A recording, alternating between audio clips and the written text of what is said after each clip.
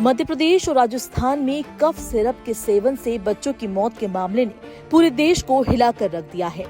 इस गंभीर स्थिति को देखते हुए केंद्र सरकार ने त्वरित और सख्त कदम उठाए हैं। स्वास्थ्य मंत्रालय ने इस विषय पर राज्यों और केंद्र शासित प्रदेशों के साथ एक उच्च स्तरीय बैठक की अध्यक्षता की। बैठक का प्रमुख उद्देश्य था खांसी की दवाइयों की गुणवत्ता, उनके सुरक्षित उपयोग और खासकर बच्चों में उनके सही और संयमित इस्तेमाल को लेकर दिशा निर्देश तय करना। बता दें कि मध्य प्रदेश के छिंदवाड़ा जिले में 9 बच्चों की मौत और कई अन्य बीमार होने के कारण कफ सिरप का सेवन बताया जा रहा है। इन मौतों का शक कोल्ड्रिफ नामक कफ सिरप पर गया, जिसमें जांच में DEG डायथिलीन ग्लाइकोल की मात्रा तय सीमा से अधिक पाई गई। केंद्र सरकार ने इस मामले को गंभीरता से लेते हुए सभी राज्य सरकारों और औषधि नियंत्रण एजेंसियों को निर्देश दिया कि वे दवा निर्माण इकाइयों की निगरानी कड़ी करें और गुणवत्ता मानकों का कड़ाई से पालन सुनिश्चित करें। स्वास्थ्य मंत्रालय के अनुसार जांच का दायरा बढ़ाते हुए देश के 6 राज्य हिमाचल प्रदेश, महाराष्ट्र, मध्य प्रदेश, उत्तराखंड, गुजरात और तमिलनाडु में दवा निर्माण इकाइयों की गहन जांच शुरू की गई है। इस जांच के तहत 19 अलग अलग दवाओं के सैंपल लिए गए हैं, जिनमें कफ सिरप, बुखार की दवाएं और एंटीबायोटिक शामिल हैं।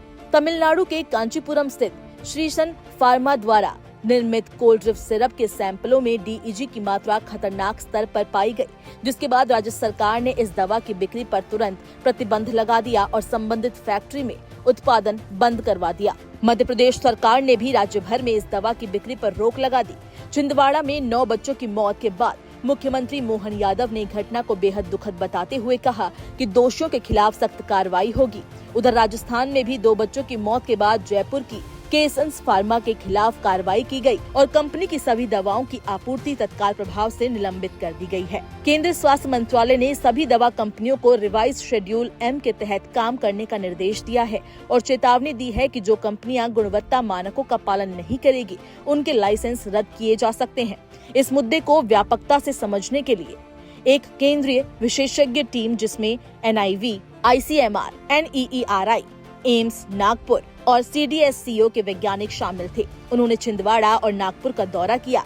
टीम ने बच्चों की मौत की वैज्ञानिक पड़ताल की और सैंपल लेकर विस्तृत जांच के लिए भेजे। हालांकि शुरुआती जांच में कुछ मामलों में संक्रमण जैसे लेप्टोस्पायरोसिस की पुष्टि हुई है, लेकिन अन्य आम बीमारियों की आशंका फिलहाल नकार दी गई है। सरकार अब बाल चिकित्सा औषधियों के तर्कसंगत उपयोग के लिए जागरूकता अभियान भी चला रही है। विशेषज्ञों का मानना है कि बच्चों को अक्सर खांसी के लिए दवाइयों की आवश्यकता नहीं होती, क्योंकि ये समस्या सामान्य तौर पर खुद ही ठीक हो जाती है।